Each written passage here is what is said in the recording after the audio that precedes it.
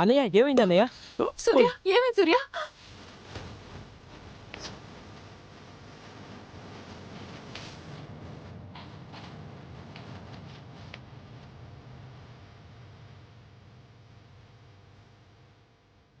రే దీపు చూసుకోవాలి కదా.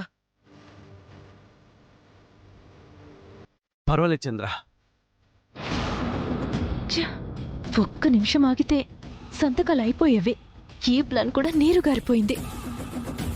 ఒక్క సంతకంతో విరూపాక్షని మాట తప్పని మనిషిగా తీర్చిదిద్దుదాం అనుకున్నాడు. కాని ఆ చెయ్యే పని చేయకుండా చేశాం.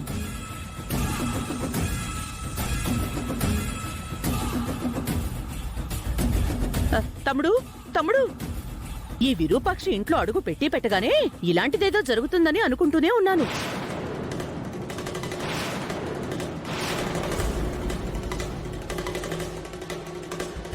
విరూపాక్షి, ఇప్పుడు నీ కడుపు చల్లగా ఉందా? పండగ పూట కూడా ఈ ఇంట్లో మనశ్శాంతి లేకుండా చేశావు.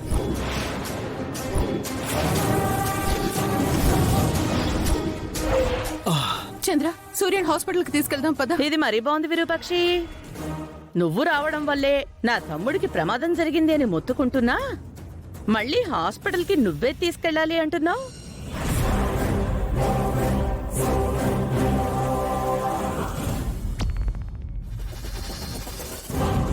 ఇది ఇల్లు కాబట్టి పూలకుండి మాత్రమే పడింది.